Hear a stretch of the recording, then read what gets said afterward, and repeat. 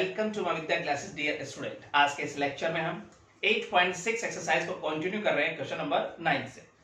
और इस एक्सरसाइज में डियर स्टूडेंट हम समझ रहे हैं मैक्सिमा मिनिमा के स्टेटमेंट बेस्ड क्वेश्चन को सिंपल तरीके से सॉल्व करना। तो आइए समझते हैं 9 क्वेश्चन के स्टेटमेंट पढ़ते हैं। क्या दे रखी है?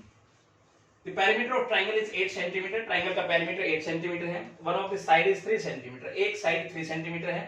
Find the other two sides such that triangle has maximum area. दूसरी दो साइड इस प्रकार से हमें फाइंड आउट करनी है कि ट्रायंगल का एरिया मैक्सिमम हो। तो आइए समझते हैं। यहाँ पर एक ट्रायंगल हम ले लेते हैं और इसकी साइड को डिस्टेंस हम यहाँ लेट कर लेते हैं ए बी सी। आगे यहाँ समझने की कोशिश करते हैं। पेरीमीटर ऑफ ट्रायंगल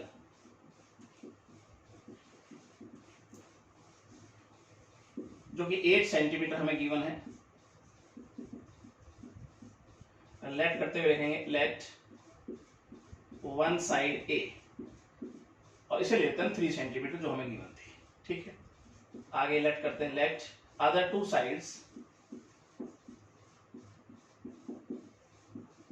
वो डिस्टेंस हम यहाँ लेट की हमने बी एंड सी। तो यहाँ तक कोई दिक्कत आपको नहीं होनी चाहिए। उसके बाद पेरीमीटर की अगर हम बात करें ट्राइंगल के, तो तीनों साइड का सम जो हमारे पास 8 सेंटीमीटर है और यहाँ पर एक साइड ए हमारे पास 3 सेंटीमीटर ली हमने, तो b प्लस सी यहाँ पे कितनी बन के आई 5, यानी c यहाँ पे बन के आई 5 माइनस बी। इक्वेशन फर्स्ट हमने इसको लेट कर लिया, तो यहाँ तक कोई दिक्कत आपको नहीं होना चाहिए। उसके बाद ट्राइंगल के सेमी पैरामीटर की बात करें, a plus B plus C upon 2, यानी यहाँ पर 8 अपॉन 2, ये हमारे पास 4 सेंटीमीटर बन गया। अब ट्राइंगल का एरिया इसे लेट कर लेते हैं हम a। ट्राइंगल का एरिया, अब देखो ये कौन सा ट्राइंगल हमें नहीं पता, तो इसका एरिया, इस ट्राइंगल का एरिया हम कैसे निकालेंगे डिस्टेंस? Using heroes formula. तो वो क्या होता है? s minus A, s minus B, s minus C. तो यहां अगर देखेंगे हम तो s हमारे पास सेमी पैरामीटर कितना है 4, s माइनस ए यानी 4 माइनस 3 1, s माइनस बी मतलब 4 माइनस बी, s माइनस सी मतलब 4 माइनस सी करेंगे तो ये हमारे पास क्या हो जाएगा b माइनस 1 बन गया। तो यहां तक कोई दिक्कत आपको नहीं होनी चाहिए। आगे थोड़ा यहां समझने की कोशिश करते हैं। आइए, तो यहां अगर देखें हम एरिया रूट, अब 4 को यही रखेंगे और इनको मल्टीप्लाई करके एक ब्रैकेट में रखेंगे, तो ये हमारे पास 4, इधर देखेंगे तो 4b माइनस 4 और ये हो जाएगा हमारे पास minus B square plus B. थोड़ा सा और सोल्व करने की कोशिश करते हैं। आइए, तो यहां अगर देखेंगे तो 4 अंदर डिस्टेंस को ऐड करके लिखते हैं, क्या हो जाएगा 5b minus B square minus 4। अब 4 का मल्टीप्लाई के अंदर कर दो। यहां अगर देखेंगे तो ये हो जाएगा 20b minus 4b square minus 16। तो यहां तक कोई दिक्कत आपको नहीं होनी चाहिए। अब दोनों साइड स्क्वायरिंग करेंगे, a स्क्वायर इस साइड रूट कैंसिल हो जाएगा माइनस 16 और इसे लेट कर लेते हैं हम k। अब एरिया मैक्सिमम दिखाना है हमें, तो एरिया मैक्सिमम दिखाना है। अगर मैं एरिया का स्क्वायर यानी k को अगर मैं मैक्सिमम दिखा देता हूं तो इसका मतलब कहीं ना कहीं हम एरिया को मैक्सिमम दिखा रहे हैं। तो अब हम डिफरेंशिएट करेंगे विद रिस्पेक्ट टू b, देखते हैं b की किस वैल्यू पर k यानी एरिया मैक्सिमम आ रहा है। तो डिफरेंशिएट करेंगे विद रिस्पेक्ट टू b, तो यहां अगर देखेंगे तो ये हो जाएगा 20 माइनस 8b, लिखेंगे फॉर मैक्सिमा और मिनिमा। उसके लिए इसे रखेंगे हम इक्वल टू 0 के। यहां समझते हैं 20 माइनस 8b इक्वल टू 0, तो b की वैल्यू डिस्टेंस हमारे पास बन के आई है 5/2। तो यहां तक कोई दिक्कत आपको नहीं होनी चाहिए। अब फिर से इसको डिफरेंशिएट करेंगे और इस पॉइंट पर सेकंड डेरिवेटिव चेक करेंगे। नाउ तो ये देखेंगे तो d स्क्वायर के dv स्क्वायर, तो हमारे पास माइनस 8 बन गया है। एट b इक्वल टू 5/2 पे चेक करेंगे हम सेकंड डेरिवेटिव, d स्क्वायर के dv स्क्वायर, तो ये तो माइनस 8 ही रहने वाला है, नेगेटिव है, यानी कि इस पॉइंट पर सेकंड डेरिवेटिव नेगेटिव है। इसका मतलब ये पॉइंट ऑफ मैक्सिमम होगा। इस पर k क्या होगा? मैक्सिमम होगा। k मैक्सिमम होने का मतलब है एरिया क्या है? मैक्सिमम है, a मैक्सिमम है। तो यहां समझने की कोशिश करते हैं। आइए,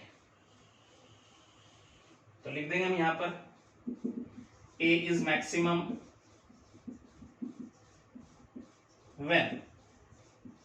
when b इक्वल टू 5/2 पे क्या है? a मैक्सिमम है। तो लिखेंगे area is maximum, area is maximum when, अब देखो एक साइड तो हमारे पास 3 सेंटीमीटर गिवन थी, राइट, उसके बाद अगर बात करें तो b की वैल्यू एक साइड, दूसरी हमारे पास क्या आ गई 5/2 आ गई b की वैल्यू, दूसरी साइड भी आ गई। अब b की वैल्यू उठाकर अगर मैं रख देता हूं इक्वेशन फर्स्ट के अंदर, तो c की वैल्यू भी हमारे पास डियर स्टूडेंट ये 5/2 ही बन के आई, तो ये हमारे पास साइड बन के आई। तो ये साइड डियर स्टूडेंट यहां है तो एरिया मैक्सिमम है, राइट। सिंपल तरीके से दो साइड हमने फाइंड आउट की। चलिए अगला क्वेश्चन समझते हैं। 10th क्वेश्चन को आइए स्टूडेंट समझते हैं। Prove that the perimeter of right angle triangle of given hypotenuse is maximum when triangle is isosceles. ये कह रहा है सिद्ध करो राइट एंगल ट्रायंगल जिसका हाइपोटेन्यूज गिवन है का पेरीमीटर मैक्सिमम है जब वो ट्रायंगल आइसोसेलेस ट्रायंगल है। यानी बात करें तो राइट एंगल ट्रायंगल एक आइसोसेलेस ट्रायंगल बनता है, तो उसका जो पेरीमीटर है वो मैक्सिमम होता है, कहीं ना कहीं ये हमें प्रूव करना है सिंपल तरीके से। आइए समझने की कोशिश करते हैं। एक राइट एंगल ट्रायंगल हमने यहां लिया ABC, और डियर स्टूडेंट इसका हाइपोटेन्यूज को लेट कर लिया h और दोनों साइडों को हमने लेट कर लिया xy। आगे समझने की कोशिश करते हैं। आइए let h be the hypotenuse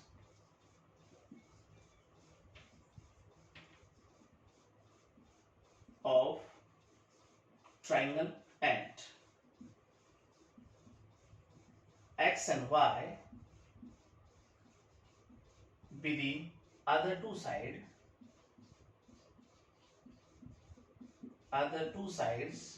of triangle या राइट एंगल ट्रायंगल, राइट। अब यहां पर हम बात करें हाइपोटेन्यूज का स्क्वायर जो होगा वो अदर दो साइड के स्क्वायर के सम के होगा इक्वल। यहां पर अगर हम y की बात करते हैं तो वो क्या होगा h square minus x square. Equation first हमने लेट कर लिया।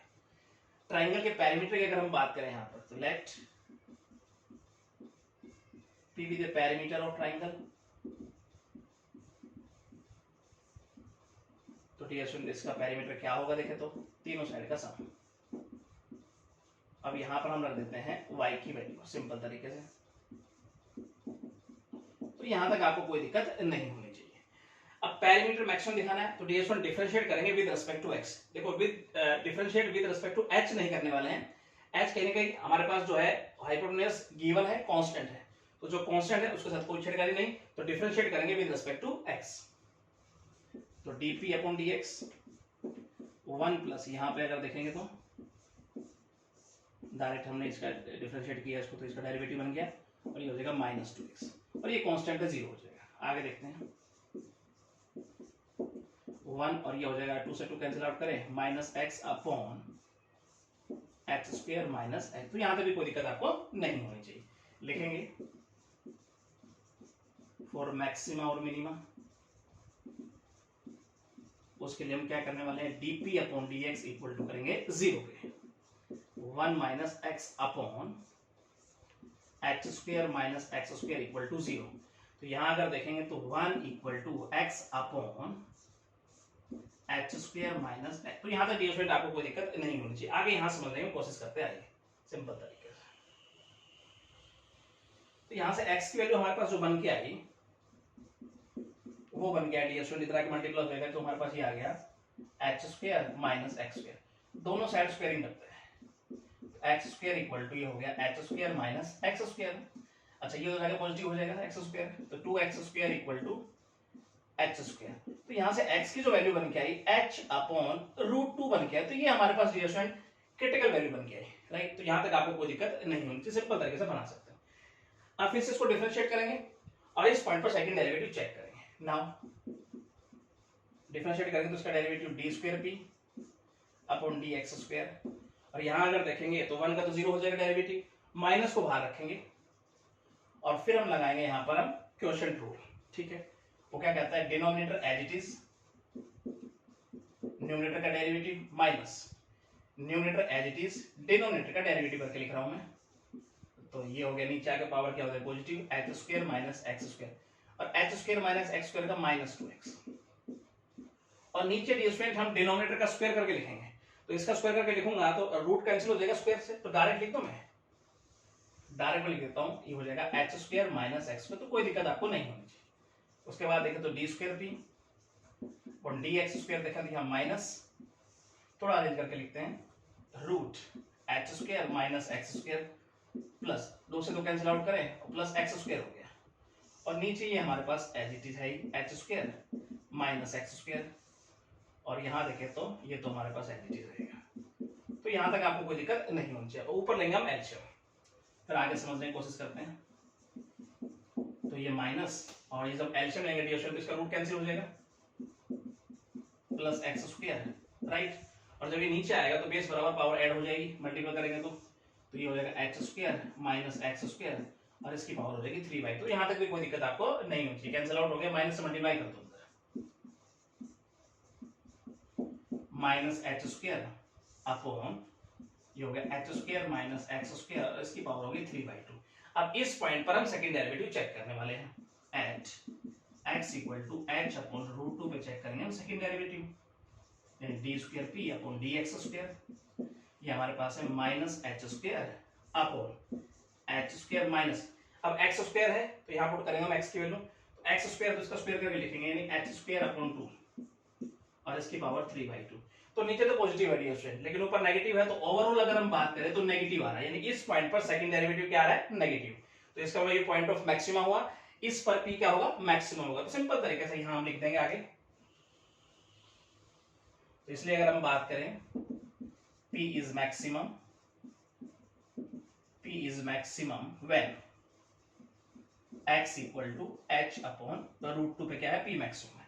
अब देखो, अब इक्वेशन फर्स्ट से अगर हम समझने की कोशिश करें फ्रॉम फर्स्ट से, तो देखो अब x की वैल्यू अगर मैं पुट करता हूं, लिखेंगे when x equal to h upon root 2, तो x की वैल्यू डिस्टेंट अगर मैं यहाँ पुट करता हूं तो y की वैल्यू हमारे पास यही बन के आएगी h अपॉन रूट 2।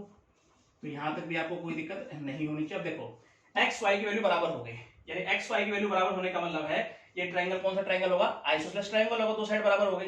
तो देखो जब दो साइड बराबर हो रही है तब कहीं ना कहीं क्या हो रहा है, पेरीमीटर मैक्सिमम हो रहा है। तो लिख देंगे सिंपल तरीके से, ये प्रूव हो गया यहाँ पर। तो लिखेंगे perimeter is maximum when x equal to y equal to बात करें h upon root 2, that is when triangle is isosceles. मतलब ट्रायंगल डिस्टेंस जब आइसोसेलेस ट्रायंगल है, ये राइट एंगल ट्रायंगल, तो कहने के इसका पेरीमीटर मैक्सिमम है, ये कहने का प्रूव हो जाता है, राइट। चलिए सिंपल तरीके से अगला क्वेश्चन समझते आइए। 11th क्वेश्चन को डियर स्टूडेंट आइए समझते हैं। Two sides of triangle have length a and b, ट्रायंगल की दो साइड जिनकी लेंथ a और b है, the angle between them is theta, उनके बीच का एंगल थीटा है।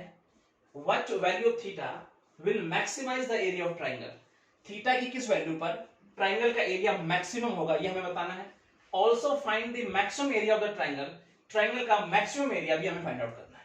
यानी एक ही क्वेश्चन के अंदर दो क्वेश्चन हमसे पूछे गए हैं, एक तो थीटा की किस वैल्यू पर ट्रायंगल का एरिया मैक्सिमम होगा वो हमें बताना है, थीटा की वैल्यू, दूसरा मैक्सिमम एरिया कितना है वो हमें फाइंड आउट करना है। तो ये ट्रायंगल हमने ले लिया और यहाँ पे साइड ले ली हमने ए बी, उनके बीच का एंगल थीटा यहाँ रख दिया।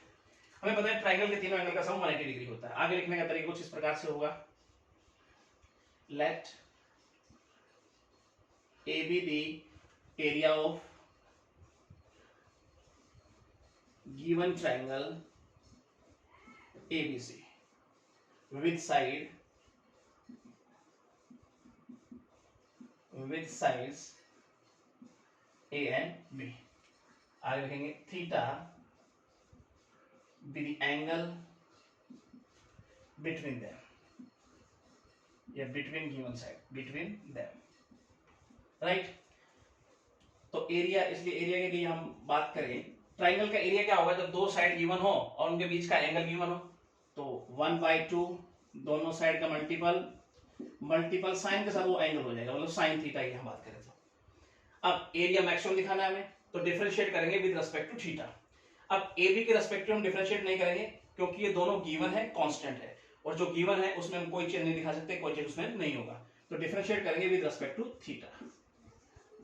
तो यहां देखेंगे तो ये 1/2 कांस्टेंट एज इट इज रहेगा और इसका हो जाएगा cos थीटा, राइट। तो लिखेंगे अब फॉर मैक्सिमम और मिनिमम के लिए क्या करने वाले हैं, फॉर मैक्सिमा और मिनिमा, तो उसके लिए dear student dA upon d theta equal to रखेंगे 0 पे, तो 1/2 AB और यहां देखेंगे तो cos थीटा इक्वल टू हो जाएगा 0 पे। तो इधर कांस्टेंट सारा उधर जाकर 0 बन जाएगा। तो यहाँ देखेंगे तो cos थीटा इक्वल टू 0, तो थीटा की किस वैल्यू पर cos थीटा समय मिलेगा 0, तो थीटा की वैल्यू रखी जाएगी π/2, तो cos π/2 समय मिलेगा 0। तो ये हमारे पास क्रिटिकल वैल्यू बन के आई। नाउ फिर से हम डिफरेंशिएट करेंगे और उस क्रिटिकल वैल्यू को चेक करेंगे सेकंड डेरिवेटिव। तो ये देखेंगे तो हो जाएगा d² a इसका सेकंड डेरिवेटिव, और यहाँ अगर देखेंगे तो 1/2 a b as it is constant, cos का हो जाएगा -sin थीटा। अब इस पॉइंट पर चेक करेंगे एट थीटा इक्वल टू π/2 पे चेक करेंगे सेकंड डेरिवेटिव, तो ये -1/2 ab sin थीटा की जगह रख दिया हमने π/2। तो ये ओवरऑल अगर देखें तो नेगेटिव बन गया डी स्टूडेंट हमारे पास। तो इसका मतलब है इस पॉइंट पर सेकंड डेरिवेटिव नेगेटिव है, तो इसका मतलब पॉइंट ऑफ मैक्सिमा हुआ, इस पर एरिया क्या होगा, मैक्सिमम होगा इस वैल्यू पर। तो यहां समझते हैं, तो इसलिए कह देंगे एरिया या ए इज मैक्सिमम व्हेन थीटा जो है वो π/2, यानी थीटा इक्वल टू π/2 पे एरिया क्या है, मैक्सिमम है, राइट। उसके बाद मैक्सिमम एरिया फाइंड आउट कर देंगे यहां पर, मैक्सिमम एरिया। तो यहां देखेंगे तो हमारे पास 1/2 AB। अब मुझे पता है π/2 पे एरिया मैक्सिमम है, तो sin π/2, थीटा की जगह हमने π/2 रखा, तो यहाँ पे सोल्व करेंगे तो 1 हो गया sin π/2, 1/2 और ये आया AB। ये हमारे पास मैक्सिमम एरिया बन गया है। तो डियर स्टूडेंट आई होप आपको ये दोनों सवाल समझ में आए होंगे, एरिया अंदर जो पूछेगा हमारे पास। अगला क्वेश्चन समझते हैं, आइए 12th क्वेश्चन को स्टूडेंट समझते हैं। Find the dimension of the rectangle of area 96 square centimeter and least perimeter। अरे उस रेक्टेंगल का डायमेंशन हमें फाइंड आउट करना है जिसका एरिया 96 स्क्वायर सेंटीमीटर है और पेरीमीटर लीस्ट है, उसका पेरीमीटर भी हमें फाइंड आउट करना है। तो आइए सिंपल तरीके से समझने की कोशिश करते हैं, डायमेंशन एंड पेरीमीटर दोनों फाइंड आउट करना है। तो रेक्टेंगल कुछ इस प्रकार से ले लिया हमने, और इसकी लेंथ ब्रेथ को डियर स्टूडेंट हमने लेट कर लिया xy। आगे समझने की कोशिश करता है, late x and y be the length and breadth of rectangle।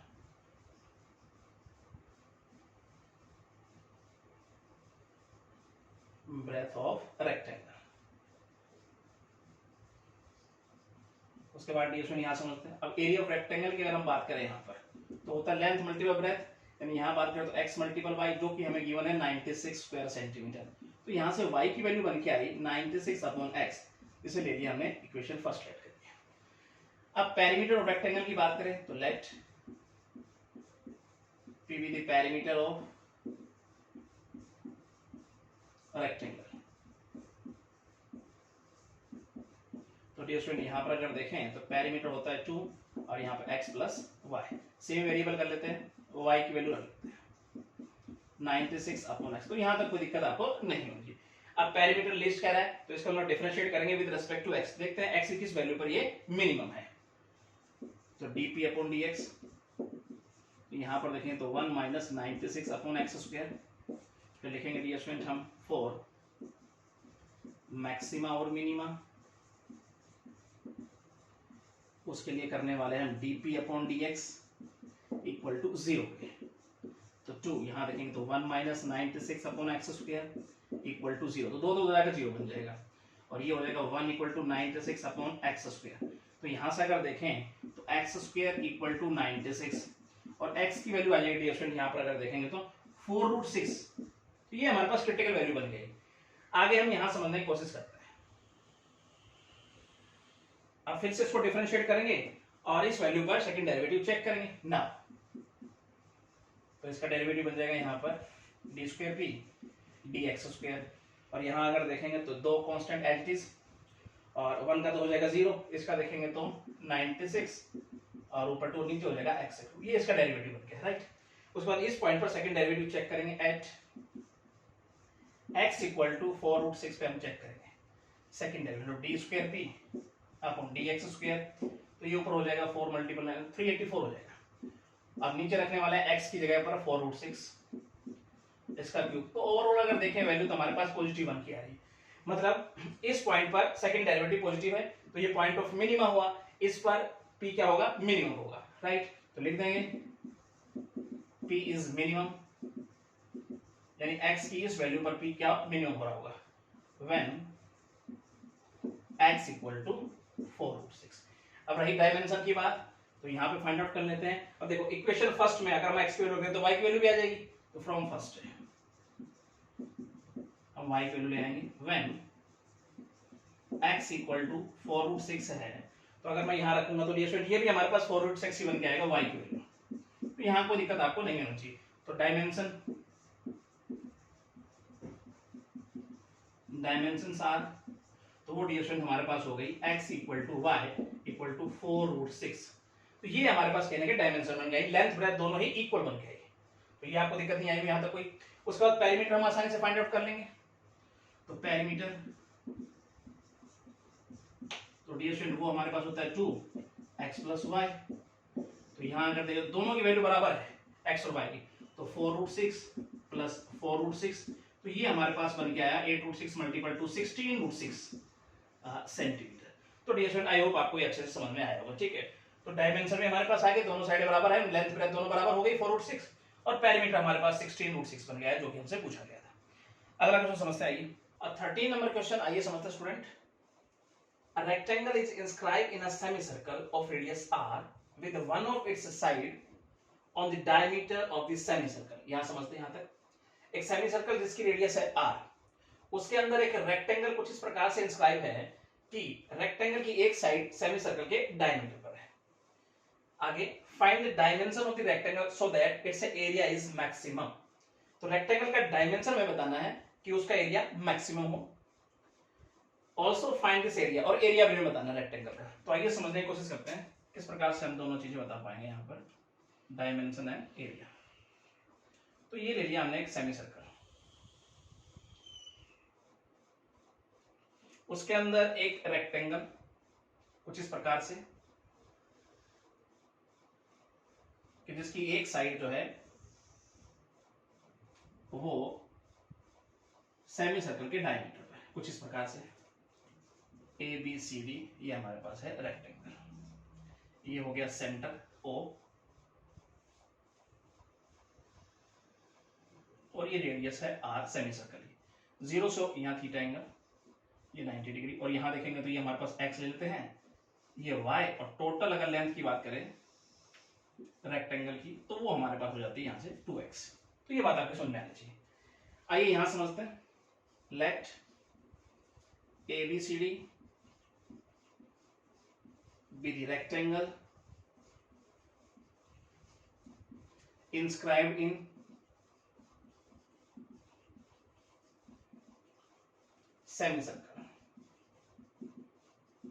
semicircle of radius r, and 2x and y be the length and breadth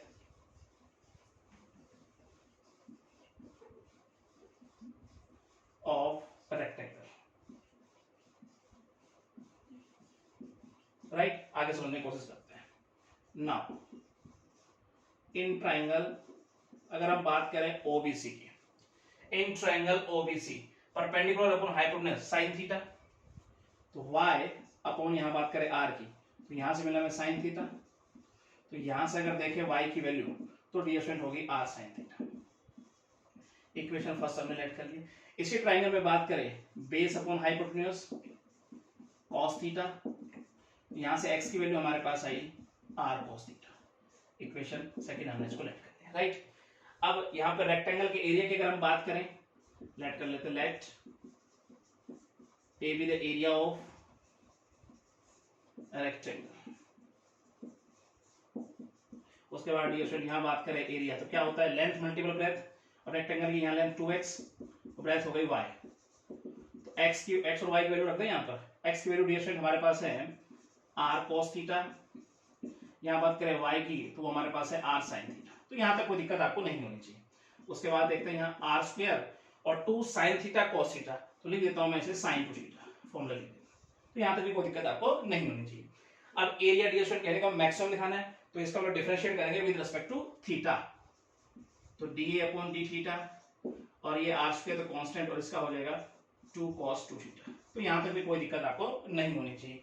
फिर डिस्टेंस यहीं पर लिख देंगे फॉर मैक्सिमा और मिनिमा। इसके लिए हम करने वाले हैं dA upon D theta equal to 0 के। आगे यहां समझने की हम कोशिश करेंगे सिंपल तरीके से। आइए तो यहां देखिए डियर स्टूडेंट, तो अब हम रखने वाले हैं 2r² cos 2 theta equal to 0 के। तो 2r² तो हो जाएगा 0 बन जाएगा, तो cos 2 थीटा इक्वल टू 0।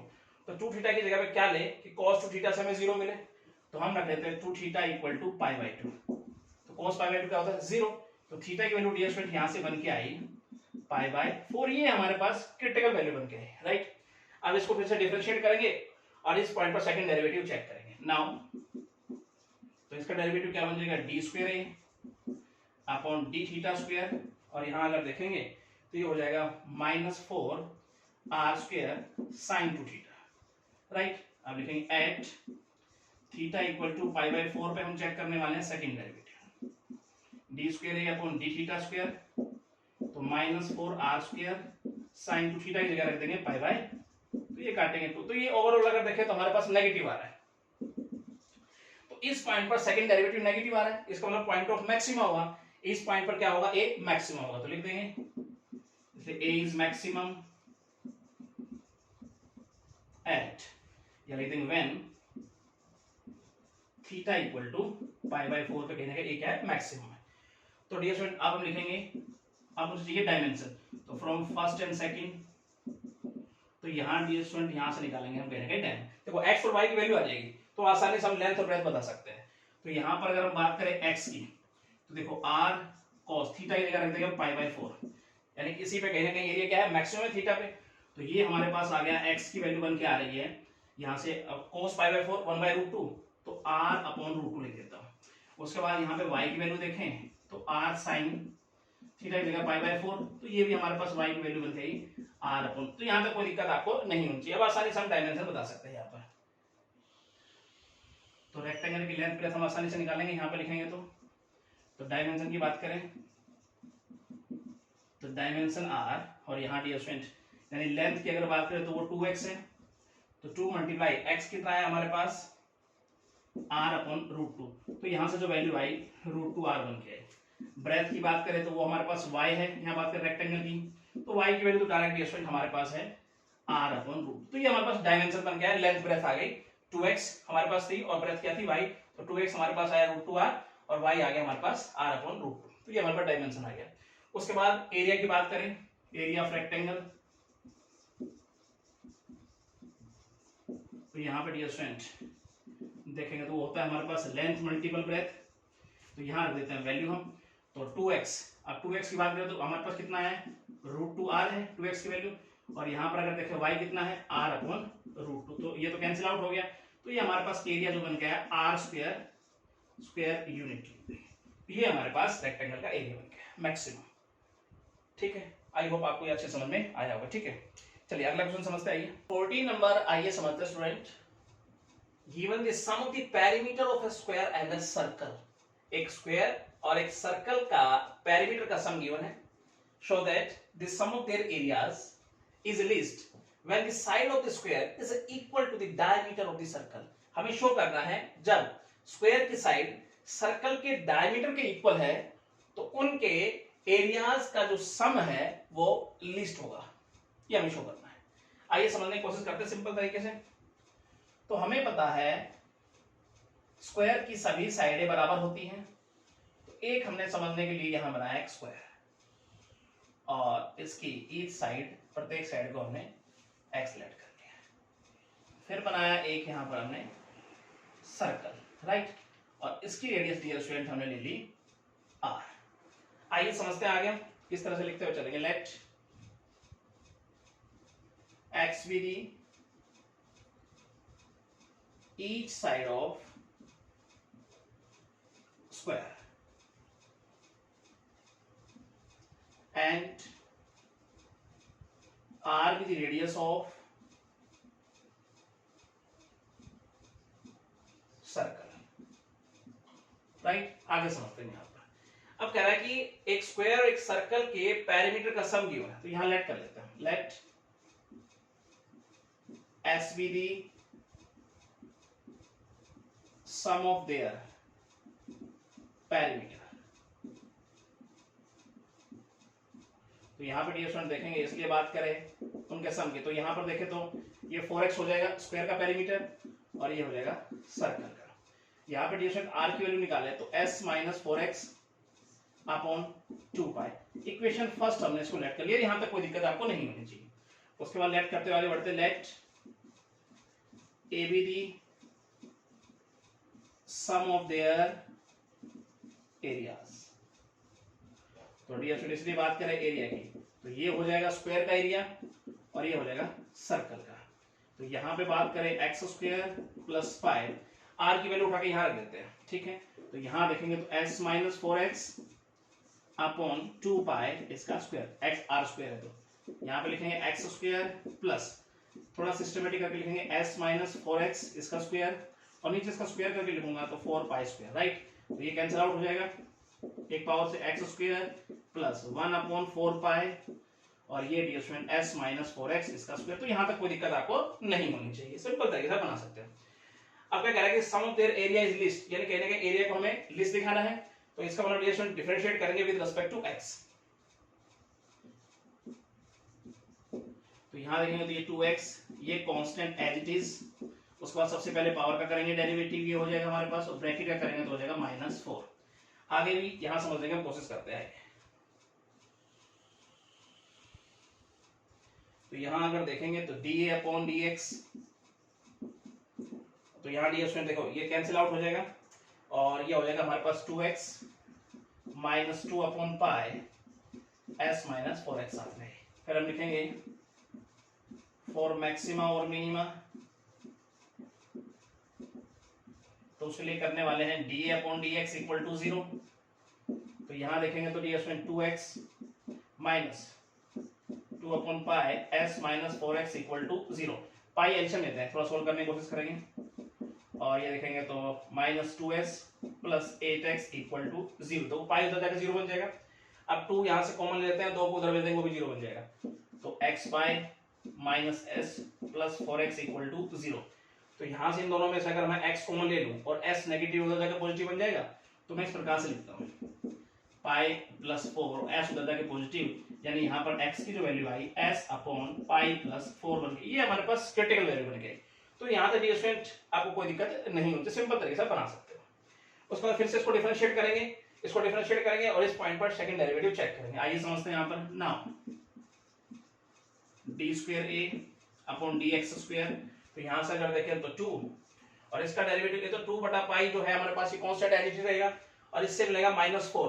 तो मैं डायरेक्ट लेता हूँ 2 प्लस 8 अपॉन पाई, हमारे पास सेकंड डेरिवेटिव बन गया है। अब इस पॉइंट पर सेकंड डेरिवेटिव चेक करेंगे at x equal to s upon pi plus 4 पे हम चेक करेंगे second derivative.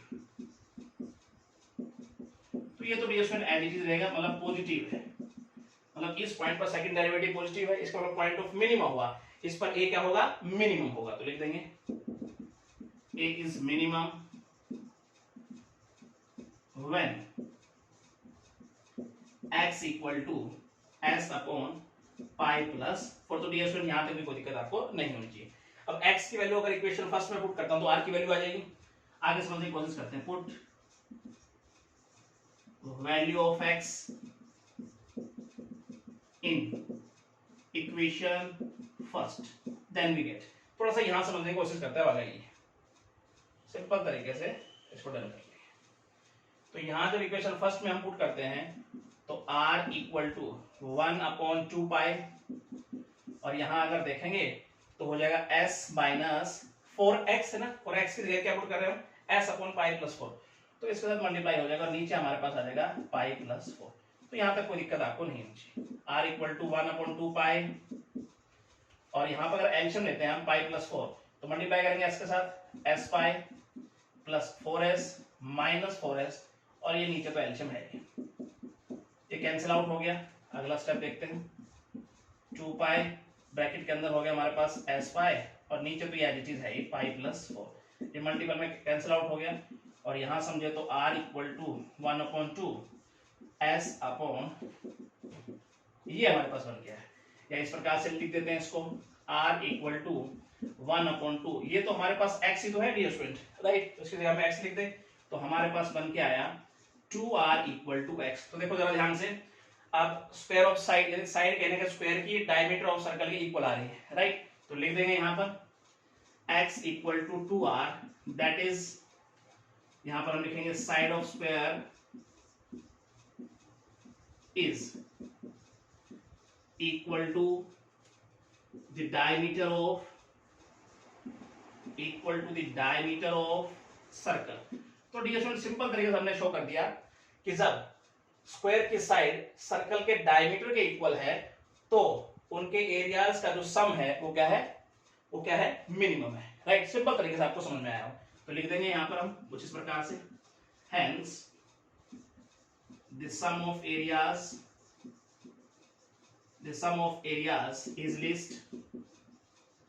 Is least when side of square is equal to the diameter of circle. तो होप डियर स्टूडेंट आपको ये अच्छे से समझ में आया होगा, सिंपल तरीके से हमने शो किया यहाँ पर, ठीक है। अगला क्वेश्चन समझते हैं, 3 नंबर डियर स्टूडेंट, आइए समझते हैं क्वेश्चन को। A tank with open surface and square base is to contain 500 cubic feet of water। एक ओपन सरफेस का टैंक जिसका बेस वर्गाकार है, कंटेन करता है 500 क्यूबिक फीट वाटर अपने अंदर।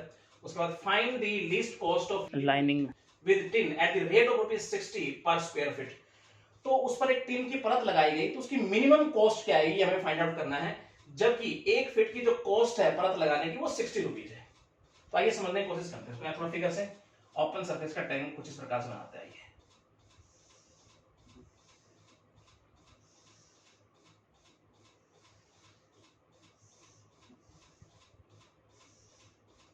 तो यहां हम समझने की कोशिश करते हैं,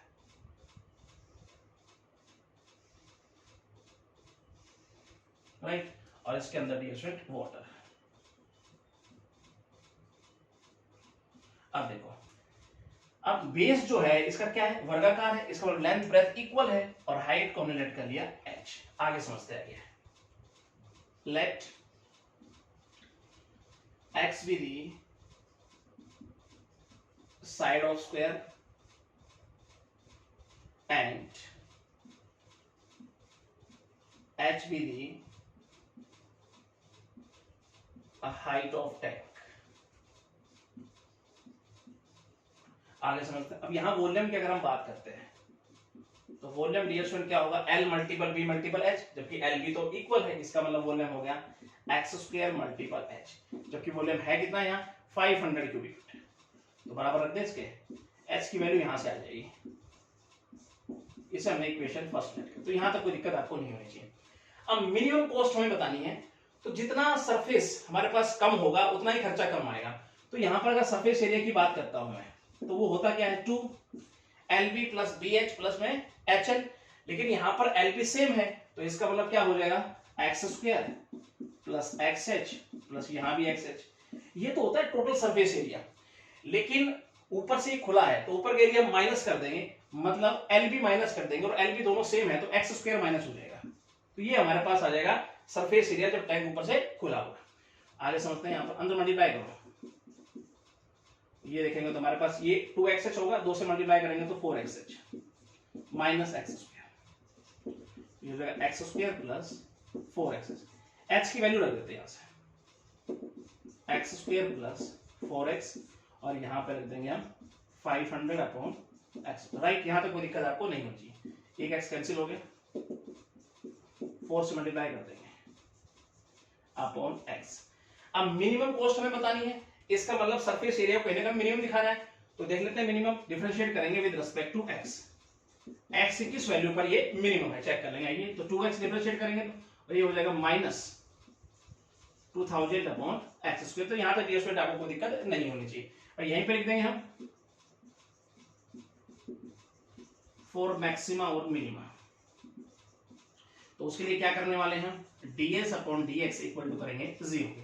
आगे यहां समझने की कोशिश करेंगे, और यहां अगर देखें तो ये हो गया हमारे पास 2x - 2000 upon x square equal to 0 पे। एलसीएम लेना है एक्स स्क्वायर, तो ये हो जाएगा 2x क्यूब माइनस 2000 और एक्स स्क्वायर जो हमने एलसीएम लिया उधर चला जाएगा 0 बन जाएगा। अब 2x क्यूब और यहाँ देखेंगे तो 2000 उधर चला जाएगा पॉजिटिव हो जाएगा। एक्स क्यूब धीरे सुमार हमारे पास क्या आया 1000, तो x की वैल्यू हमारे पास आ गई। ये हमारे पास क्रिटिकल वैल्यू बन गई, तो यहाँ तक आपको कोई दिक्कत नहीं होनी चाहिए। अब फिर से इसको डिफरेंशिएट करेंगे और इस पॉइंट पर सेकंड डेरिवेटिव चेक करेंगे ना।